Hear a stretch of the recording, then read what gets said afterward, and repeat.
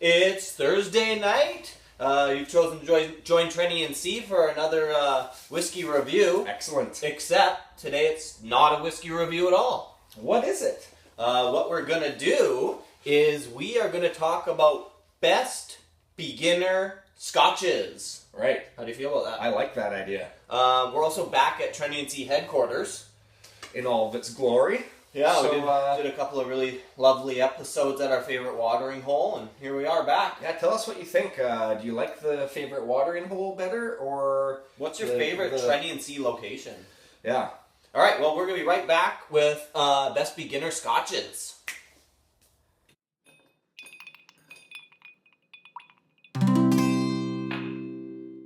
Trenny and C, drinking whiskey, describing all the flavors for you and me. Irish, Scotch, bourbon, and rye. If they like a bottle, they'll tell you why.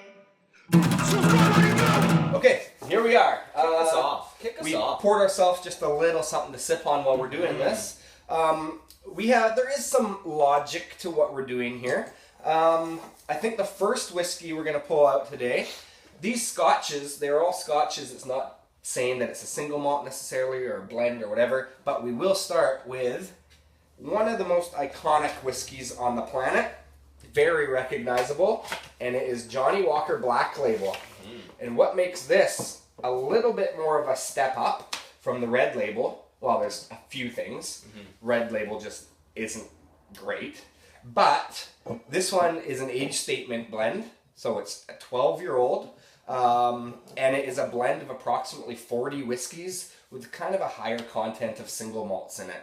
One of the reasons we chose this is because it has some of those really nice silky malty flavors, but it has a touch of the peat. Yeah. So you kind of get if you haven't really tried Scotch before, it is a very, very good place to start. And price-wise, we're going to give you the prices of each of these bottles as well. And most of these bottles are priced in a beginner kind of range too, because when you're a beginner, you don't necessarily want to get out there spending hundreds of dollars on stuff that you don't really know that much about. And that you may not even like. So we've kept everything that we chose in a reasonable price range, or at least reasonable as far as Scotch is concerned. So, straight to the point, Johnnie Walker Black, you can find this pretty regularly in the US for around $35, give or take some taxes, give or take being on sale. Yeah. Roughly $35. And in Canada, roughly $65. So, cool. Definitely reasonable. So, Right. All around a great choice. Yeah. In my opinion. Yeah, so this is a good one to start. And this is also, even after you've tried the Glenlivets and the Glenfiddichs, that kind of thing, it does have some interesting characteristics that you can't necessarily find in those styles of single malt scotches. Moving on. Yeah. Yeah. And as you can see, this 1.14 liter bottle is taking a punishing these days. So. It's tasty stuff. Okay. Get at her. What next? Next is a single malt, and this is by Macallan. Macallan is it is one of the most world-renowned, sought-after whiskeys. Like, they have 50-year-old, 45 and 65-year-olds that are, Insanely priced. insanely pricey and very rare and sought after. But you can start at the very bottom of the line, and this is the bottom of the line. Yeah. But it is actually a pretty damn good dram. Yeah. If this kind of is characteristics of like a sherried whiskey, so if you taste side by side, you'll be able to see, this has a little bit of that peatiness to it. If you don't know what peat is, then you'll kind of taste the differences. A little bit, yeah. Yeah. It's a no age statement. No age statement. So a lot of the time when you're looking for a whiskey, you want to base it on an age, a percentage, chill filtration, and natural color. This doesn't give us any of those. No. But for the price, which is... price on the Macallan, we're looking at roughly $50 US, about $75 Canadian. Yeah. So it's pretty well priced. This one is 40% alcohol. This one is also 40% alcohol. Take it out of the box. Yeah. And again, this is another dram that... it's taken a punishing. Sadly, we keep coming back to, and it's gotten scary. But That's because it's scary good. Yeah, and actually, do you know what? Good for beginners. Both bottles have something iconic about them. This has the diagonal label, and this kind of has these weird broad shoulders that tapers down. Yeah. That only kind of Macallan does. Anyway, so that's a nice one. Yeah. I suggest getting that up in you. Bring out the next one. Who's Okay, next? And so- why? This one now is an age statement, Aber-Lauer 10-year-old. And the reason we chose this is because it's a little bit, not necessarily higher priced or anything like that. Actually, it's probably more reasonable than this one. But it does have an age statement. It is, it's 40% alcohol. But this is another kind of flavor profile where it's very, very malty and very, very chocolatey and has some characteristics of kind of like the Speyside region. Oops. Yeah. It has a little bit of the Speyside and Highland style to it. Very easy drinking. Very easy. It's mellow. And again, as we mentioned, reasonably priced. You can get this $35 US, about $60 Canadian. So it's well within the price range where you can take a risk on it, but return on investment's pretty solid. Yeah. But it is especially for beginners. Age 10 years old, so you kind of get an idea of what the flavors are. I'm sure there's some age in this too, but it's not specified. A lot of the whiskeys, when they have an age statement on it, like 10, they have to specify the youngest whiskey in that blend of the malt. Yeah. So this could have some 4-year, 5-year-olds in it, but you wouldn't want to put that on the label. Yeah, exactly. Okay, let's moving keep on. going. Yeah, cool. We've got 5 in total today, so we're already more than halfway through this. This is just one of my personal favorites ever of all time. This is Highland Park 12-year-old.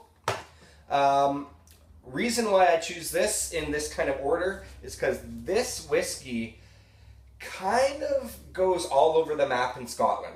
It has a little bit of that peat from the Isla region. It has the Highland sort of herbal taste to it. It's kind of malty, and it is a sherry finished whiskey as well. So it kind of, if you're looking for what every region tastes like, it's in this bottle. It's got a little bit of everything. Yeah. So again, this one is an age statement, 12 years old. It's also a little bit higher strength. Oh, jeez. Real smooth tonight. Yeah. So you're saying age statement higher strength? Higher strength at 43%. Okay, 43. Yeah. And this one actually just keeps climbing up in price, which is too bad because these days I think it's at about $75 Canadian. About 40 US for this bottle. Yeah. Once you get up to what's next in line, about the 18-year-old? There's the 18-year-old. That's over $200 here. Yeah. In Canada, that's over $200 for the 18. So to get the 12 at 75, much more reasonable than stepping it up that level. But all around a very solid Scotch. Solid Scotch, for sure. And did we mention which ones are single malts?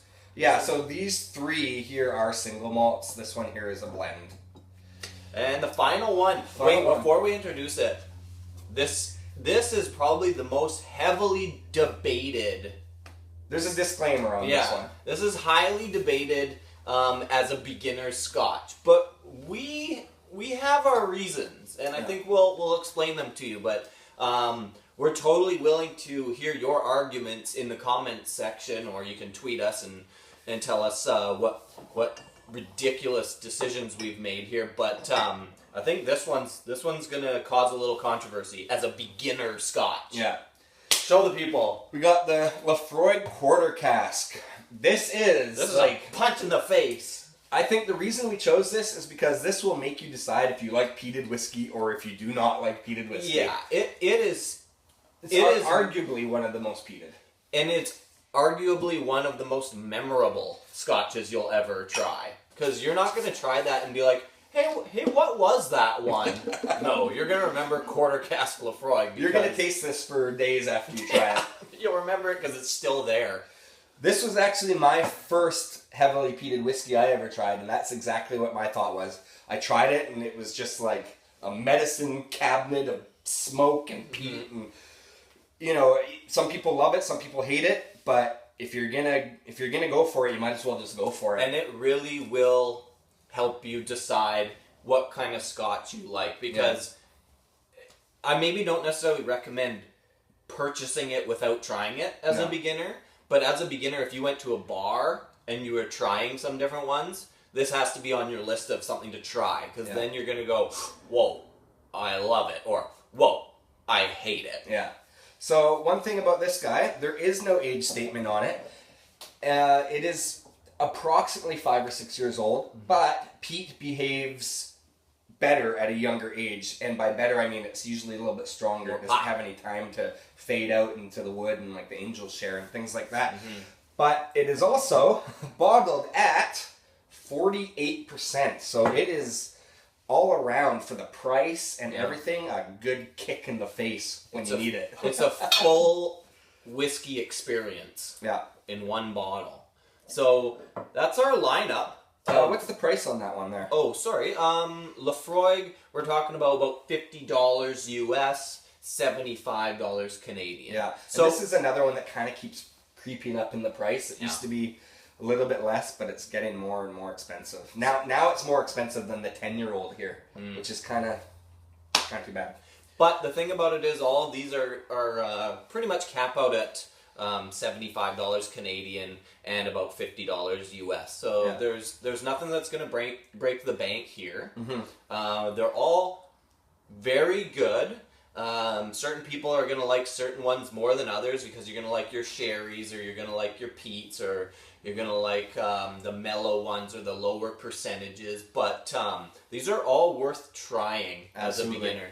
And as a recap, this is a blend. These two are very, this one's very sherried, and this one is also sherried, but it's a little bit more malty. This one is the around Scotland. It tastes everything. You can taste everything in it. And then this is from Islay, which is, Islay is the region that has the heavily peated scotches. So there you go. We've covered it all. We want to hear your thoughts. We'd love for you to subscribe. We have tons of other videos and other kind of social media that you can explore with us. Yeah. All kinds of junk you can buy. So subscribe below right there, or click shirts up here and buy a shirt.